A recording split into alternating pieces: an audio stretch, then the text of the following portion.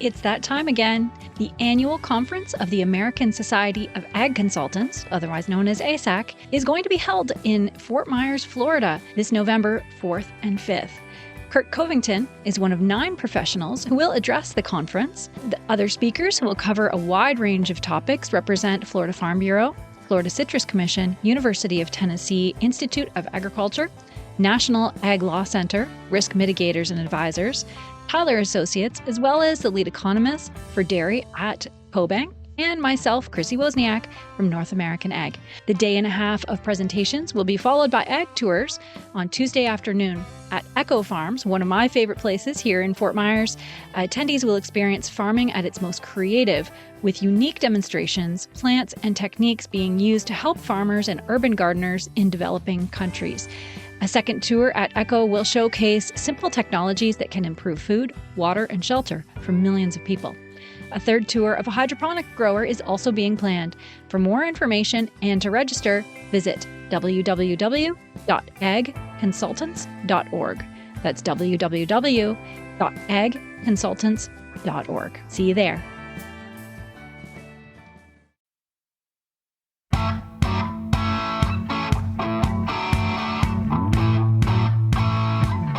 Welcome to North American Ag Spotlight. I'm Chrissy Wozniak. Today we're featuring a company who's building solutions for the next generation of agriculture.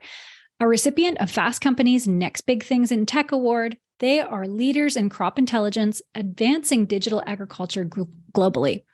Forward-thinking agribusinesses, farming operations, and food and beverage companies use their products and services to become more productive, sustainable, and profitable.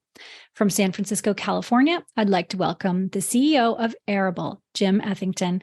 Welcome, and thanks so much for joining me today. Hi, Chrissy. Thank you so much for having me. Really excited to be here today. So first of all, tell me a bit about your own background. Great. So I'm from Illinois.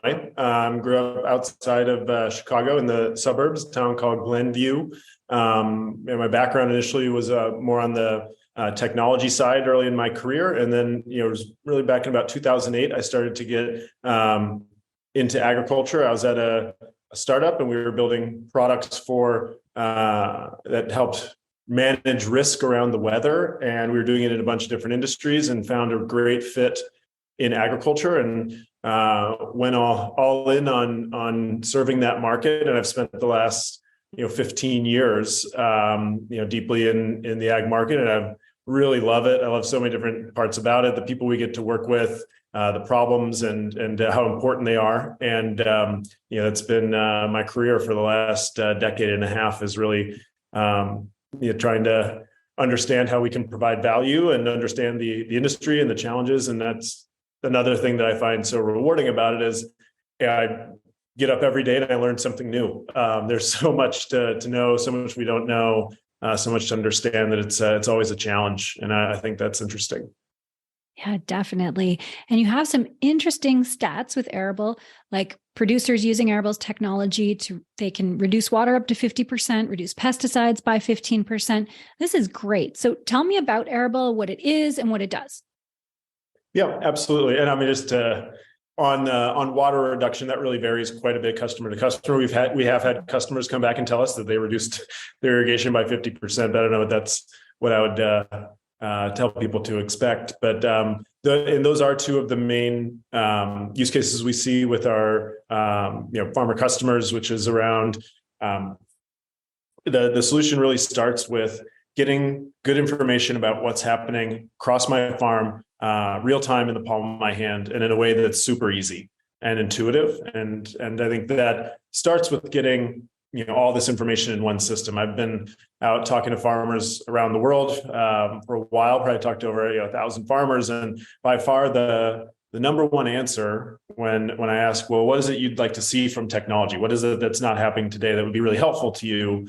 The most common answer is, hey, why can't somebody put all these different systems that I'm trying to use and all these different streams of information, put it into one thing, put it under one roof, and make it intuitive, make it easy.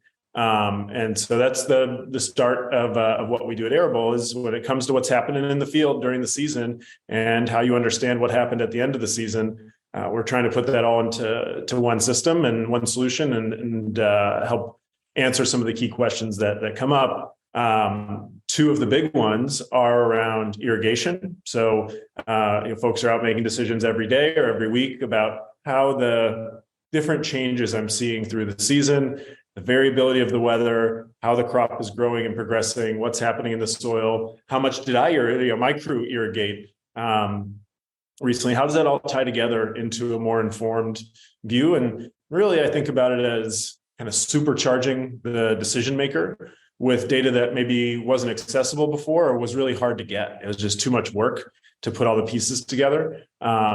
And on the disease and spraying side, it's similar. Can I track through the season what's happening with rainfall, how long the leaves have been wet, what growth stage is the crop right now, humidity, wind, the temperature, all these things, and understand what's my real risk of a particular disease. And then when I go out to spray, am I in the right window in terms of, again, temperature, humidity, wind speed, the growth stage of the crop, to make sure when I do go, rainfall that's coming up in a forecast, to make sure when I make that application that it's actually going to provide the ROI and the efficacy that I need to protect my crop. And so it's kind of a long way of describing what it is that we do. It's really about trustworthy real-time data all through the season to help inform decisions.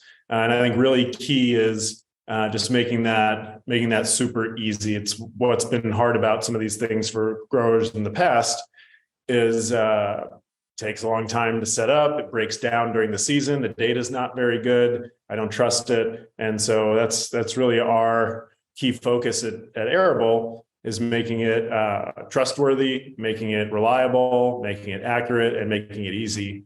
And I think that goes a long way. And that's what we hear our customers play back to us is, hey, this is not like what I've tried to use before in a space like this, where I've had a lot of trouble. This feels like head and shoulders above what I've experienced before. Yeah, that's excellent. And last fall, Arable won Fast Company's Next Big Things in Tech Award. So congratulations for that. And tell me about winning that award and why did they choose you? Yeah, great question. And we're always feel honored to be chosen for something like this. Fast Company is a great organization, and we were I'd say happily surprised that we won. I think what I would like to think that they're giving that particular award to companies that they see as innovative in a particular space that's important. I was very happy to see them shine a light on agriculture, which doesn't always happen. There's a ton of great innovation happening across many companies. We're just one of many in this space who are doing really important and hard work. So that was great to see our industry picked up there. What I think is particularly novel and innovative and new about what we're doing is ties in a little bit to this idea of combining a number of things, but some of the things we do no one else really does, which is around plant sensing. And so our devices that we put out in the field, which we call the Arable Mark, goes up about 3-4 feet above the crop, and it has a suite of sensors that look down and can start to read what the plant is telling us. And so things like a thermal sensor that can detect the canopy temperature of the crop, things like a spectral sensor that can see the visible and non-visible waves of light that bounce back off of the crop, and a visual camera that just takes an image and can start to dissect what's happening within that image about how fast the plant is growing, the angle of the leaves, any number of things, basically that an agronomist could see if they happen to be there in the field, but it's not always easy to get to all the fields all the time, especially if you have a farm where you've got 40 fields spread over 40 miles. And so I think that, that combination of technology, the fact that we are sensing all these things that matter to the, around weather, rainfall, temperature, humidity, wind, solar radiation, but then also being able to pull in what's happening in the soil, soil moisture, soil temperature, salinity, and then combine that with these really unique aspects of almost using the plant as a sensor to tell us what it's doing. it is a pretty groundbreaking set of technologies. Each one of those individually, I mean, we didn't invent we didn't invent the camera or a spectrometer or anything like that, but the ability to combine them into something that's fit for the farm, that has the durability to sit outside on a farm for 5 years, that can connect anywhere in the world, that can do all these things, with ease of use that kind of feels like an iPhone. I pull it out of the box, I push the button, it sets up in 2 minutes, and is cost effective. This is something that our customers buy and use it on the farm and doesn't break the bank. And so I think those are some of the things that hopefully caught the eye of the folks who come up with that award. Amazing. And you've recently announced the Mark III and Arable Vision. Yeah. So that's what that was. So explain how these innovations can be applied to real world problems for a producer. Yeah, absolutely. I'll talk about the second one you mentioned there, which is Arable Vision. And so this is our use of visual camera. It's like the photos you would take on your phone. And it goes again sort of up above the crop, but it's sitting there all year. And so you can basically visit each of your fields over your coffee in the morning on your phone and kind of swipe through 40 fields. Or if you want to see what's going on, you can check in on that field and easily send it to your agronomist, send it to your retailer, send it to your brother and say, hey, I think we should go take a look at this one. And so in the beginning, I think it's a really simple use case, or sort of how that applies, which is just putting eyes on the field in a way that wasn't going to be possible without driving 30 or 40 minutes or sometimes 2-3 hours. And that visibility can help you make sure that crop is at the right growth stage. Make sure before you send a sprayer out to that field field is at the growth stage you think it is, and that the field conditions are looking pretty good. And that's just, if you get that wrong, it's a waste of time, it's a waste of fuel, and you might have messed up the timing of another field that you actually could have sprayed. So just the simple things that come from visibility. And we think of it as, what would a person do if they walked out to that field and could look at the plant? We're trying to put the power that's in their brain, just make that easier to access. And over time, we'll be able to do more with those images and automate some of that and send you alerts that say, hey, the crop is showing some sign of stress or something like that. And so we think there's more to come. But even from the response we've been hearing from our customers and folks who are interested in the market, this idea of just real-time visibility that's easy and across all my fields helps people to manage them more closely than they would be able to if they didn't have that. Wow. And what are some of the most promising areas of agriculture research and development that Arable's customers are currently exploring? So what's in the future? Oh, great question. There's a lot in a lot of different fields. I mean, we hear a lot of people who are looking into ag robotics and predominantly around weeding and those types of things. So there's a whole bunch of really cool and interesting ones. Some of the other ones that we're working on, or that we see other people working on, I think there's a lot still to be done around fertilizers and trying to make both better products on the fertilizer side, but also use data and decision tools to greater use on the fertilizer side. And so take, for example, like nitrogen and corn. I think that there's an opportunity there to use products like ours to better understand the progress of the season, where maybe I make it in a spring or pre-plant application, but how much did I really lose between that first application and when I could make a side dress application? And so what size should that side dress application be? That's a really hard decision that has a lot of moving parts. And if you're trying to do that again across 40 fields, I mean, it's almost impossible for a human to figure that out every year. And so I think we can use computers and data and algorithms to help give us a leg up there and be more quantitative. And then also, again, for some crops, use the plant to help tell us, whether or not it is showing signs of being stressed due to lack of nutrients in the soil, which shows up again, so visibly and sometimes not visible to a human in the coloration of the leaves. And so I think there's a lot of interesting work still to be done there. I think we'll see more and more coming from fields like this, where we can add efficiency, we can help farmers make the decisions they're often already making, but just with new tools that make their lives easier. And you're not trying to pull data from 3 or 4 sources. You're not sitting there thinking, wow, if I only knew the answer to that part of the equation, I could do this more accurately. I think hopefully that's what technology will be good at, is putting the right tools and the right information in the hands of the decision maker in a way that feels much easier than it was, last year or 5 years ago.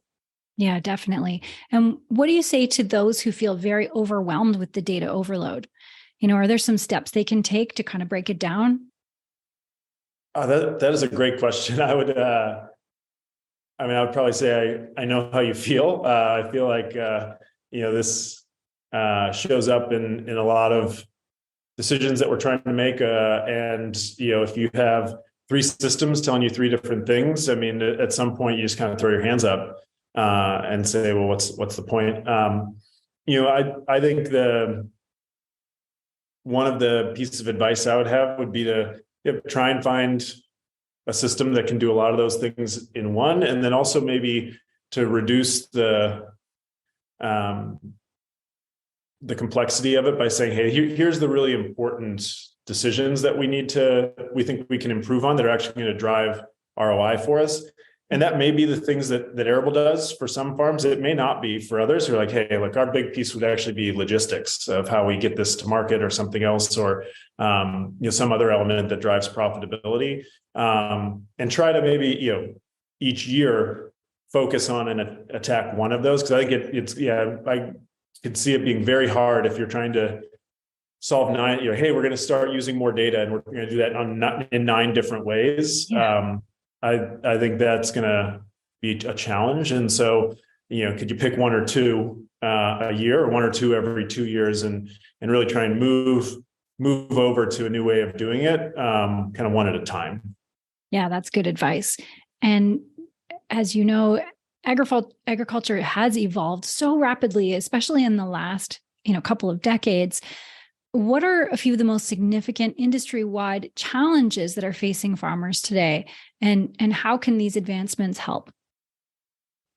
Yeah, that's a great question. We hear from our customers really around the world about these challenges all the time. And, one of the ones that comes up the most, honestly, has come up for a long time. The basic way that I hear it described is planning around the variability of the weather.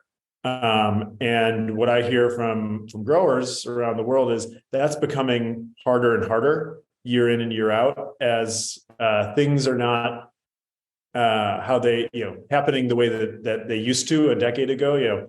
The hatch of certain insects, even stuff you notice when the birds migrate, things like that. The frequency with which we have rainfall, you can go to Central Valley here in California, and people will talk about, we used to have 1 or 2 days over 100 degrees in the key part of the growing season. Now we've had 12 to 14 the last 3 years in a row, days above 100 degrees. And then you look at what we do in Brazil, it's actually the opposite.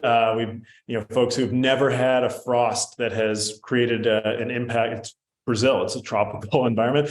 Never had a frost that's actually led to crop loss. They had 3 last year. Wow. And so this is just, makes something that was already topping the list of what's hard about farming even harder. And, I think also we don't know what's coming next. And so folks are worried about, how heat is going to impact the crop during the middle of the season. What happens if we continue to see different patterns of rainfall. And so I think that is the uncertainty there.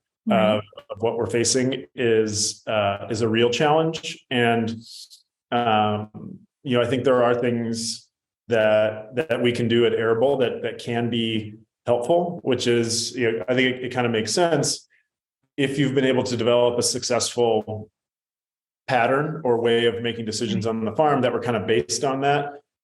Maybe they're not as effective in a world where things are changing quite so much. And so putting data behind that to back up decisions, and I don't think it replaces all of that knowledge, but it's another tool in the toolbox to say, hey, we were going to irrigate X amount, in 8 hours this week, but let's see what the system says about that. Oh, wow, it actually says for these fields, 8 is right, but for these fields down south, maybe we could do with a little less, or maybe we're going to need more.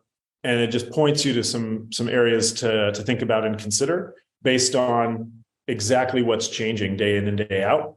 And I think that can be really helpful to have a data-driven tool in the toolbox that's hopefully, looking at it objectively and saying, well, hey, here's what we've seen so far this season, and here's how you might adjust to that.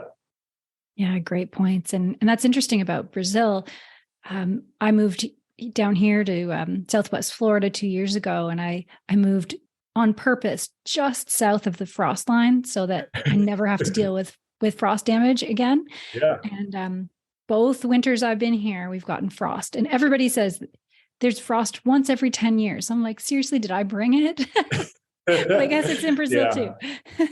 Well, it is. And I mean, I don't bring it up as a question, but I just hear about it every time I talk with somebody. Is that they have a story about how crazy, the last 3 years have been. And it's not just one location, it seems to be everybody. And so I think that'll continue to be a challenge, I would imagine. But I also think there's some tools to help, and some of them are more technology data-driven tools like ours. I think there are others out there in terms of they're not always easy, but maybe helpful in terms of just thinking about different practices, different opportunities. We see a lot of those that people are being forced into, in terms of other ways to manage against those risks. People thinking about sprayers or misters that can cool the crop down. I mean, I think we're the same way that people have fans to protect against frost. So those are the type of conversations we hear out there. Is, hey, this is some of these changes feel like they're already on top of us, and what could we be doing to get ahead and try to prepare for this, with the idea that that's going to actually give us a competitive advantage. If we're ahead of that risk, we may be able to do better than those who are not as prepared. Right. And if nothing else, we're very adaptable species. So yeah, it seems like we're doing a good job. And I think that's the more optimistic note on it, is that farmers have been farming for a long time, been very innovative, very adaptable, very successful. And I think this overall challenge of, hey, the weather's different every year, it creates a lot of risk, isn't new. And so I think everybody is figuring out ways to deal with it and plan around it and things like that. And I think what we're trying to do is bring some help, bring another tool, bring another way of looking at things that maybe can shine a light on and help people make maybe some changes they were already thinking about, make them faster, make them more confidently, things like that. Yeah, that's excellent. And so how can our listeners learn more about Arable and stay informed about the company's latest product releases, partnerships, and any other news? Yeah, so you can find us at arable.com, ARABLE. We're also on LinkedIn, Instagram, Twitter, things like that. And we post big news that we have. And if you're on the website, you can sign up for the newsletter, and that'll keep you posted on what we're doing. And if you're interested in learning more, you can also sign up right there on the website to talk to somebody at Arable, and we'd be happy to chat with anybody and tell you a little bit more about what we're up to, give you a demo, and see if it's a fit for what it is that you're doing. Perfect. And I have one last question for you. Why do you serve the ag industry? I know you touched on this right at the beginning, but what's your greatest passion in all of this? I mean, I think really the greatest passion and what drives me to do this is I have 3 young kids, and I think about, not just 2 years from now, but what are we going to be doing 30 years from now, 70 years from now? And are we going to be able to have a really a reliable, resilient food system that can, weather whatever comes at us and can feed a growing planet, and can do that in a way that I think supports a thriving agricultural industry around the world. And there's over 1 billion farmers in the world, and how do we help them, continue to thrive, and how do we help do all of that in the face of what are going to be many, many challenges to come, and also do that in a way that protects our planet and our natural resources and our waterways and things like that for future generations. And I think it's one of the biggest challenges we face, and one that we can solve if we apply the right thinking to it, the right people to it, and I'm confident that we will. But it's exciting for me to work in a field that I think has an opportunity to have such a big impact around the world, and that really will be felt by future generations. And that's what I'm passionate about. Oh, that's great. And thank you for what you do. Well, thank you for having me on today, Chrissy. This is really fun to talk about. I could talk about this all day. Yeah. And thanks to all who are watching or listening. If you want to learn more, the links are provided in the show notes. I would love it if you subscribed and shared North American Ag Spotlight on YouTube, Rumble, or Telegram channels. And the podcast is available on Spotify, Apple, Stitcher, Amazon, or wherever you listen to podcasts. And have a great day.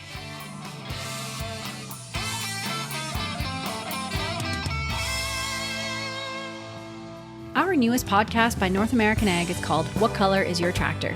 The stories behind the ag brands you love and the ag brands you love to hate. Hosted by me, Chrissy Wozniak. We take a deep dive into the companies that have built modern agriculture. Subscribe on your favorite podcasting platform. Go to whatcolorisyourtractor.com. Available on Apple, Amazon, Spotify, Stitcher, or wherever you listen to podcasts.